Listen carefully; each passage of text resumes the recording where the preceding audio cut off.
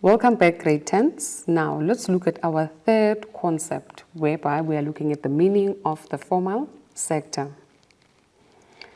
Businesses in the formal sector are registered and pay taxes. So all the businesses that you find in the formal sector, these businesses are registered for them to be able to operate. And as they are registered, they do pay tax on the profits of their businesses. These businesses are required to register with the registrar, with the Companies and Intellectual Property Commission, which is CIPC. So in order for you to operate in the formal sector, you need to ensure that you register your business with the CIPC, because all businesses found in the formal sector are registered. They are legally known.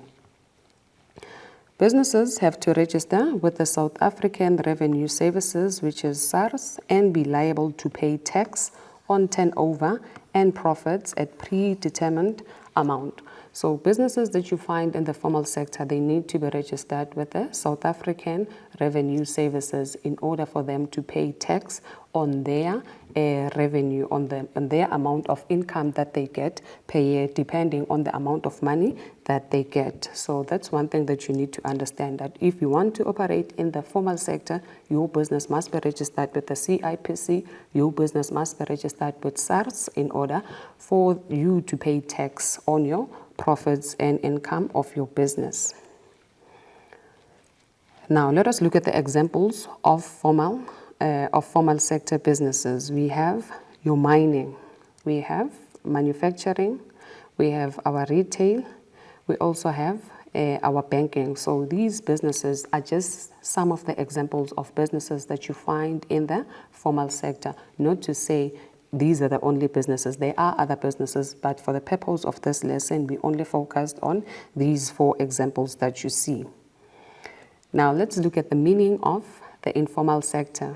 Businesses in the informal sector are not registered with CIPC and do not pay tax on profits to SARS. So here's an informal sector. Businesses that are found in informal sector, they are not registered with CIPC, they are not registered with SARS in order for them to pay tax. So these businesses, you just operate anyhow. It's not registered, you just start doing business. When you want to start doing business, you don't even pay any tax to SARS because it's not registered at CIPC as well as SARS for tax purposes. The informal sector refers to those workers who are self-employed. So basically here we are referring to those workers, to businesses whereby workers are self-employed. We are referring to some of our entrepreneurs fall under the informal sector, more especially if their businesses are not registered.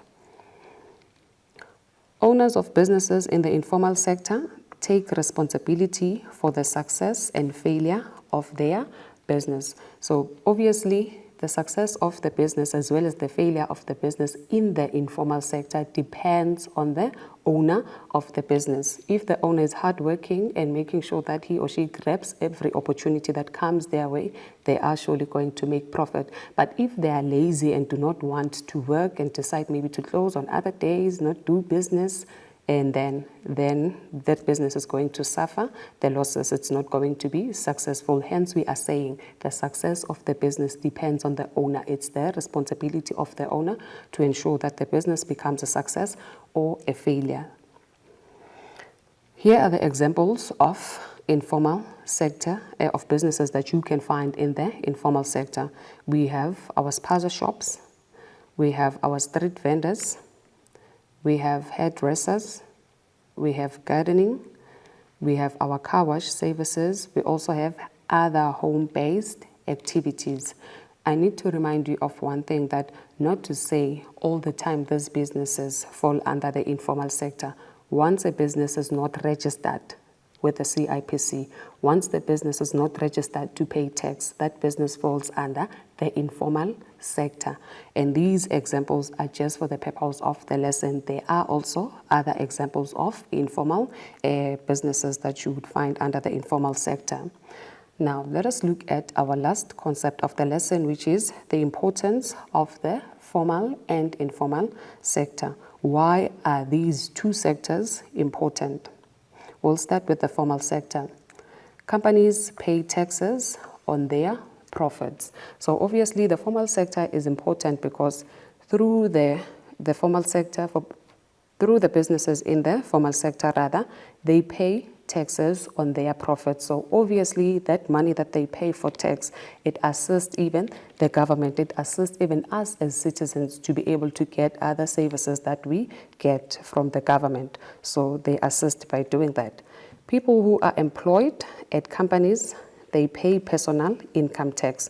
So another importance of the formal sector rather, businesses, is that even people who are employed in those businesses that fall under the formal sector, they pay tax on their personal income. So obviously the government would get money from the company and get money from the employees who are employed in those businesses, and that money can assist in making sure that the infrastructure of the country is being improved. Hence, we are saying it's important to have formal sector. Provides employment to highly skilled, semi-skilled, and unskilled laborers. The formal sector is also important because it provides job opportunities for different levels of skills. So those who have high skill, who are highly skilled, they get jobs. Those who do not have skills, they get jobs. They become employed, and obviously being able to contribute towards paying tax that is also needed. People working in the formal sector gain necessary skills to start their own businesses. Another importance of the formal sector is that those employees, they gain the skills that they can use if it happens that they become retrenched. So they're able to put those skills that they've gained from working in the formal sector in terms of trying to start their own businesses. So that's why we are saying the formal sector is important. Let's move on to the importance of informal sectors. Encourages entrepreneurship and self-employment with the informal sector. This one, it is important, yes, like the formal sector, because it encourages people to start their own businesses and employ themselves rather than depending on having to be hired by somebody else. So it's important. Provides employment opportunities for communities and contributes to poverty alleviation. So obviously, if people start their own businesses, it becomes easier even for other community members because they can be employed in those informal businesses. So it assists in making sure that it reduces poverty in the community. People working in the informal sector gain work experience, which enables them to apply for jobs in the formal sector. So obviously you gain experience. That experience that you gain through working in that informal business can assist you to apply for jobs in the formal sector. So that's the reason both formal and informal business sectors are important. I just hope and wish that today's lesson was fruitful, and you need to remember that what you learned today does not nullify yesterday, but it does make tomorrow better. Hope to see you soon. Goodbye.